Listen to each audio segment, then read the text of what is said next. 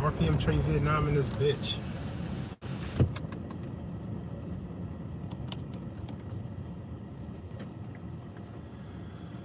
What's going on, man? Ooh. Summertime is in full effect in the Midwest. It's hot as fuck outside, boy. It's hot as hell. I don't mind the heat though. It gets a little uncomfortable, but for the most part, it don't bother me. Some people just can't take all of that. Man, I thought I was gonna move to California back in my filmmaking aspiring days. I still feel like an aspiring filmmaker. I ain't let go of it. But back when it was new, man, I thought I was just gonna run out to California, chase my dreams, do that whole type shit. Because I can write, man. I can write my ass off. Actually, I'm pretty good. And I'm not just saying it because it's me. I'm telling you that every time I've got anybody to lay eyes on what they call a treatment, which is a 20-page summary of a film idea. What up, Mike? Cool. A treatment is called. A treatment is in the film industry a 20-page summary of a film idea that you have. Meant to be completely void of dialogue, but you're supposed to tell the story in a colorful, specific way, keeping it to 20 pages. It's called a treatment, and that's a good way to get your story across so people can read it real quick. 20 pages ain't that big of a deal. You pass it to a friend and say, yo, I wrote this, I'm writing a movie, read this. It's 20 pages. So if you do that, it makes it easier. And I passed my treatment off to a few people, including Von Halyard, who helped produce a baseball movie that was filmed in Iowa. Some guy died in a helicopter crash, I think, filming this movie, but it's called Final Season or something like that. It's a baseball movie filmed in Iowa. Von Halyard is a producer to that film. Let me tie this together for y'all real quick. I graduated from Cole College in 2004, and with a digital film degree. Right before I graduated, an administrator in the school, it might have been the school's the college president, he introduced me to Aaron, what was his last name? Damn, I can't remember Aaron's last name. Aaron. He produced the SpongeBob movie when that shit first came out. When they first went to the theater with the SpongeBob wave. Aaron something was this guy's name. He's the producer. You can probably look up Aaron SpongeBob movie producer, and it'll pop up. You'll see him. I can't remember his last name, but I actually met him in person, and I had lunch with him and told him about a film that I wanted to write, that I was writing, called What People Do for Money, and it's dope because this is way before I was like this government-hating conspiracy theorist, you know what I'm saying, gun rights revolutionary activist. Like, before all of that, man, I wrote this movie called What People Do for Money because I thought that people's behavior about money was just strange to me. This is before I even really had a deep, thorough understanding that the money was fake. It was established through a crime. It makes it all the way bogus. People that love government and love the law and shit have to call them criminals whenever you see it. You got to be honest and just say that because you're trying to convince me that you got the moral high ground over me because you love government, because you love law and order. They got to follow that shit too. We're not going to play no fucking games. And when you look at it, break it all down, they're so criminal that they don't deserve to be there, and we can't just not address them just because we're scared of what's going to happen. That sounds crazy to me. So that's neither here nor there. So before I even became all of that, man, all of these things were already creeping underneath the surface of who I was, and it's a beautiful thing to watch it all come together, man. This is why I got to respect your life, man, because your life is probably trying to do something like that or giving you an opportunity to, especially when you can do it like consciously. The subconscious thing is dope because it got me where I'm at, but when you do it consciously, that you start painting a picture of your life, what you want, what you think is possible, and then you start taking the little steps to get to these little islands of thought or aspirations that you have, or you start putting together them steps to get there, and shit start happening, then you go, holy shit, I think we're stronger than we think we are in regards to shaping our lives and manifesting our reality, man. And that's physically on the surface level, you can feel that, and scientifically, spiritually, if you want to tap into, you know, whatever the Akashic Records is. And get the fuck out of the way, yo. Man, people be driving like bitches right now. It's lunchtime too. Niggas is acting like assholes out here. Yeah, it's a beautiful thing, man. I try to respect that shit in my life so much so that every time I look at another human being, I go, bro, I should probably leave you alone, bro. I should probably let you do your fucking journey, because I'm doing mine, and I like this shit. It's making me curious the older and older I get. The only thing I really regret in life, really, even though all these things build you up to who you are, is that I didn't think in this way sooner. And I've always been that kind of a person to think like that, but I guess you just grow and you learn, because some things that I care about now, I wish I cared about when I was 20 years old. I'd be way further ahead in life than what I am right now. Yeah, man, it's a beautiful thing, man. And creating stories and films to take aspects of my life and then exaggerate, twist, and then color it over in this like in a fanciful, almost poetic manner that I try to do this. The whole act of filmmaking is fucking dope. It really is. You get the interaction with people. You get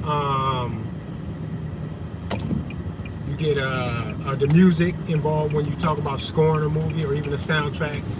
Musical influence in films is fucking dope, and you know it. You ever watch a Quentin Tarantino movie, you know that he plays up on the music. It's very important. But every good filmmaker does this. Every good film, you will find this. Some films might make it a big part of what it is that they are doing with the music, and I think Quentin Tarantino takes that shit super serious with the music. But it's a beautiful symphony of all different types of things. Because then you got the visual, you know what I'm saying? The music, the visual, the interaction with the people, the expression of like human emotions, the attempt to communicate with people, to say, hey, if any of this resonates with you, just know that you're not alone in whatever that is. And I think that's a beautiful thing. And it's supposed to be. The problem with Hollywood is that they hijack that because they know how influential that could be on the human mind.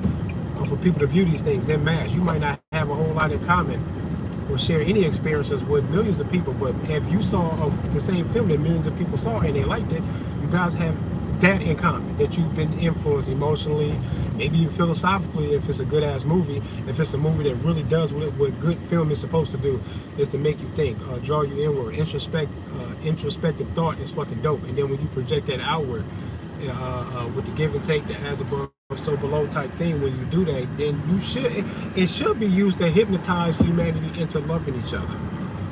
But instead it's used to do a whole bunch of other bullshit because they know that they can tap in on us, and then they do that, and they try to play with your emotions and your perspectives about films. How often do you see a film, a gangster film, or anything like that at all, that really magnifies the idea that people have a right to self-defense, and that one person on the side, one side of a conflict in a fucking gang shootout that you see in the movie, one side of them is fucking acting in legit self-defense. Somebody pull up to your house, talking crazy, shooting the house out or kicking the door in command. Half of that is fucking self-defense, you know. But they don't want you to, they don't want to magnify that kind of a thing in a film. Especially in multiple films, that they keep on reminding you that there's a right and responsibility for you to protect yourself with a fucking firearm. Like, they don't want to keep harping on that with you in the film industry, because they don't want you to reflect what you could very well take from a film, and then reflect back out into the world. If you're not going to create your own fucking reality, they'll do it for you. They don't want you to carry this, hey man, guns are good in the idea of self-defense. But they don't want you to hyper-focus on that particular fact, that aspect of a fucking gangland shootout in a film or in the fucking news, because all of them people are the same people anyway, right? The news and Hollywood, they all the same people. They actually have reason to believe, and I've heard a Stanley Kubrick interview before he died. That even his interview helped me believe as much as I could expect for them to even ever admit it. It helped me believe that any little bits and pieces of an immense or clues that you can find that say that not only did they fake the moon landing, but Stanley Kubrick helped them. Anything like that I can piece together. Don't expect for like a conspiracy theory like that to be something that they admit to when you ask them. They're not gonna fucking admit to the shit. You gotta listen, piece the things together, and know that they're gonna lie to you if you catch on to them. Just know that they're never gonna tell you the fucking truth anyway. I think it's possible that they faked the fucking moon landing to us because they don't want to. They don't want to have to tell you what they found up there. That's possible. I don't fucking know, but if I thought about it. Who the fuck am I? I'm one fucking person. The universe is the only thing I can draw my imagination and my curiosities from. I think it's just fucking possible because who the fuck am I to say that does sounds fucking crazy? Why? Because it sounds crazy to you. I don't give a fuck about none of that. I don't give a fuck about what sounds crazy or foreign. You don't even know where I would even draw that from. Man, fuck all that. It's possible, bro. But that's what they lie for, so that they don't got to tell you the story of what happened. You know? I think it's very possible that Jackie had something to do with Kennedy getting smoked. I think she might have pulled the trigger. I don't know. But the situation is funny, man. The Kennedy situation will always be a conspiracy theory that I go to try to magnify how distrusting we should be of government. Not just from the shooting, but for the after effect. Whoever did that for very powerful reasons, and you got to be powerful to do that, and then leave an event like that in obscurity. So, if they did it, nobody ever really got charged and accused and then in prison or put to death for none of that. Nobody ever faced no real punishment for that, really. Man, the other man, he's a pastor. He didn't do that. But whoever could do that and did do that, they didn't just do that and run off into the night and they're never to be seen again. That power, the black hand that did that is still here. What would have stopped them if they could do that and not get caught? Then what would have stopped them from gaining whatever power they were trying to get when they did that? You see what I'm saying? This is one of those things that you just say it out loud in the best detail that you can. Say it as harsh as you can without exaggerating or making things up, but make it sound as scary as it may deserve. And then ask yourself what it is that you're looking at. I try to look at everything like that. And I would just rather err on the side of caution when I'm dealing with an entity, a power. They could kill a fucking sitting president and then go, nobody gonna do nothing to me about it. Man, for whoever did that, man, kudos. They get busy. And they ain't go nowhere either.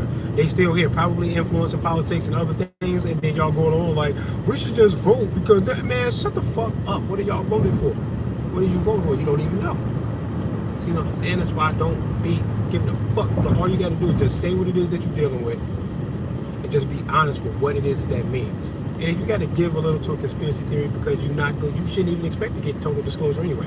That's why these conspiracy theory fucking labels that they like to put on certain trains of thought or ideas that people have, when people try to plaster that over that to stifle the movement in that direction, man, that's when I know I'm on to something. Because who would even have the expectation that if hypothetically some of these conspiracy theories were real, that we would need to rely on 100% irrefutable proof with an admittance and a fucking notarized letter, and you're not finna get all of this shit handed to you on a fucking silver platter. You gotta stop being retarded. If it's this fucking crazy and powerful, just know that they gonna lie. You ain't gonna never get the whole story. They're gonna have to get to the degree in the awareness of what's going on to make that leap to say, this is what I believe may have happened. And we're going to act on it too, especially when you're dealing with a potentially tyrannical government who are more criminal than any other entity or body or group of people in the world. Nobody is any more guilty than government. Maybe a close second is religion. But I would have to say religion a close second because they be smoking shit, but they not the hand. They not the, you know, the hand with the gloves on, man, and the fucking, yeah. That's the military is real good at doing that. All militaries of the world, bro. They're all equally just fucking weird and bad. And what I think is that there's a whole lot of power shifting, especially around that U.S. Petrodollar. They established that shit like what, after World War II. They got that shit cracking in that direction. This is all like a long, drawn-out plan to shift and move power and control around the world where they see fit until they can say now we can secure a one-world government. But the idea of a one-world government is crazy because, crazy in a good way. Because if it's ever a fucking thought at all in the minds of the average man, you'd have to know that government would consider the possibility of doing that and what it would look like. But I think 180 some fucking military bases. How many of them is it? How many military bases we got in this fucking country? In the world that the U.S. has established? Way too many. It's only like 180 some or 90 some fucking countries in the world, right? How many of them got our fucking footprint on it?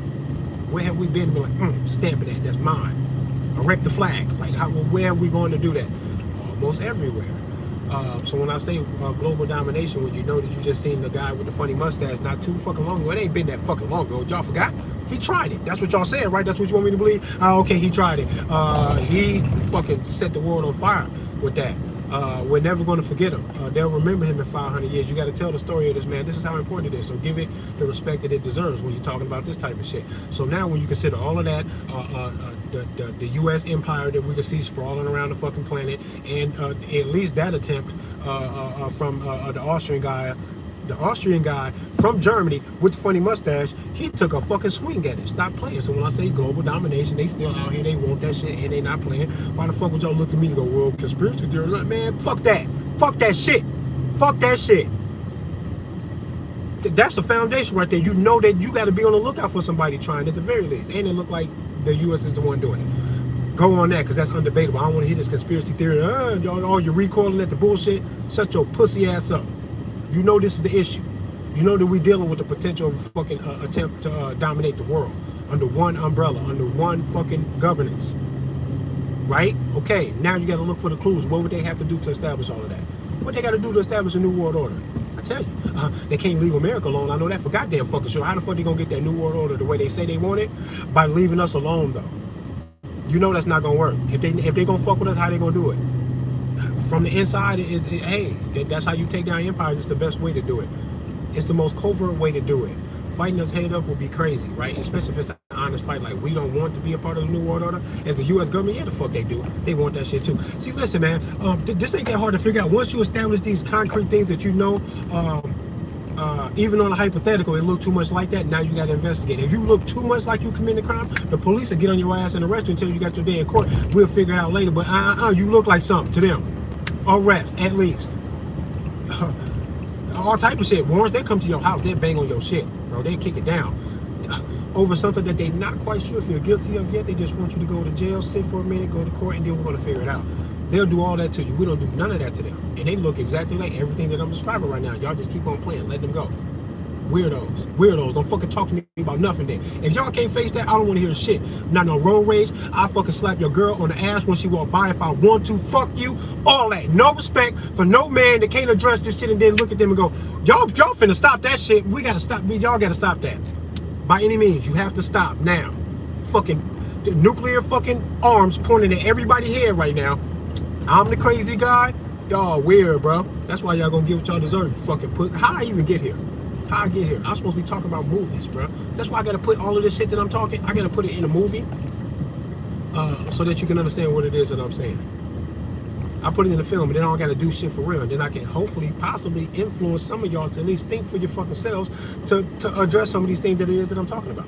This is what they do. They use the Hollywood and the music and shit, so they ain't got to force you with a gun or with a fucking needle on your arm, send you into a fucking coma or a fucking lobotomy or something to brainwash you to make you through they fucking shit to keep the gears turning on this bullshit money system so that they can further enslave you. They use all of that to gear you in that direction, man. They use movies for all type of shit, brother. You give up all your money, right? And then you got the merchandising and all type of shit that come behind all of this shit, bro. All they want is for you to give your time, energy, your mind, and your money to whatever the fuck it is that they say you're supposed to be viewing, thinking, doing. Fuck that, bro. It's an open air prison. Y'all think y'all free. The fuck out of here, bro. How y'all be convinced that y'all free? If you in a prison lockdown 23-1, that 1 hour is not freedom. You still enslaved. You think it's freedom though. That 1 hour will piss me off. What the fuck is you talking about? The fuck? I know where I'm at. fucking prison. Y'all tweaking, bro.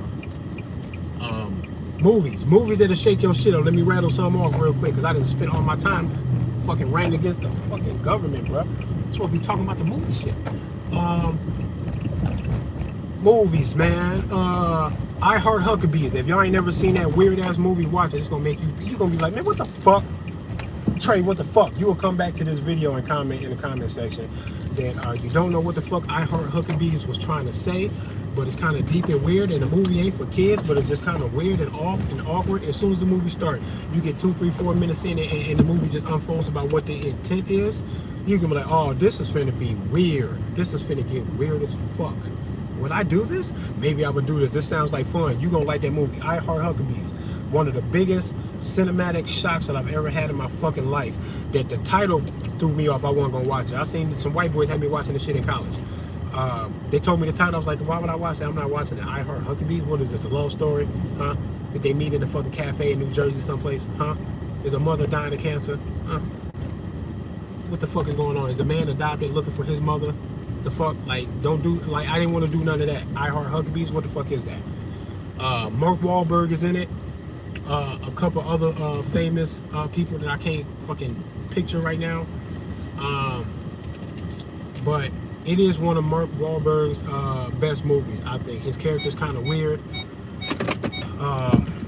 Good movie, man. It threw me way the fuck off. I was surprised, man. I was surprised by the title, then I was surprised by the whole film once it started. And then every 10-15 minutes I was like, man, what the fuck? What the fuck? This movie is wild, bruh. Y'all should check that out. What other movies can I think of? A couple of more real quick. I'm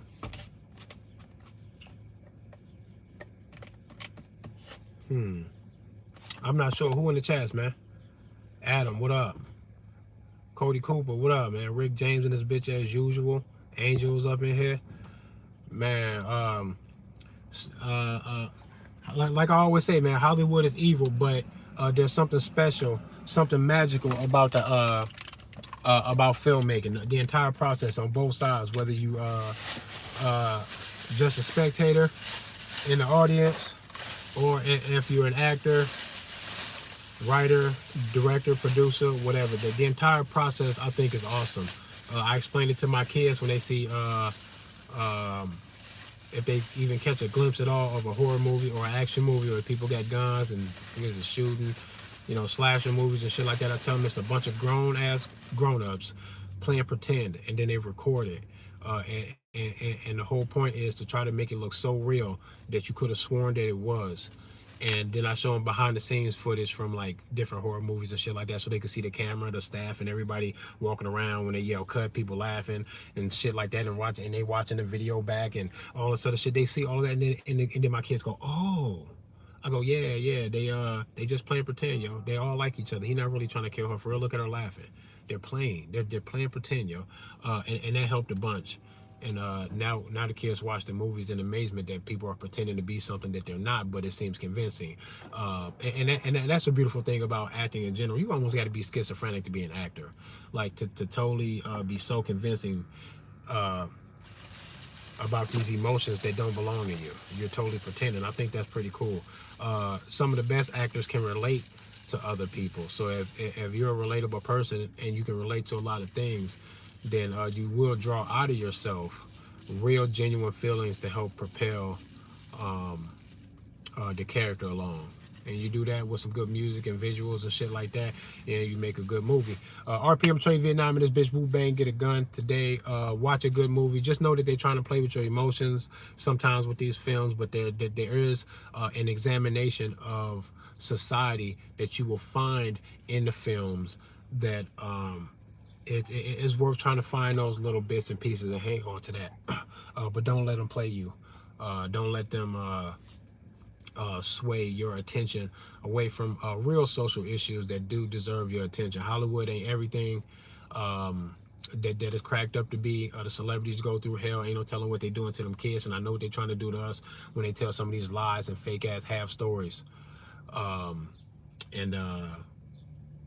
You know, just keep your eye out. But a good film It's good, man. It's worth it. Y'all check these movies out. John Mendoza, what up, man? I'm about to end this live stream. You got to run it back, bro. Video games show a lot of messages too. Yeah, they do. Even when I seen the commercial for the Modern Warfare 3 or some shit like that, how they made the logo in the commercial look like it said World War 3.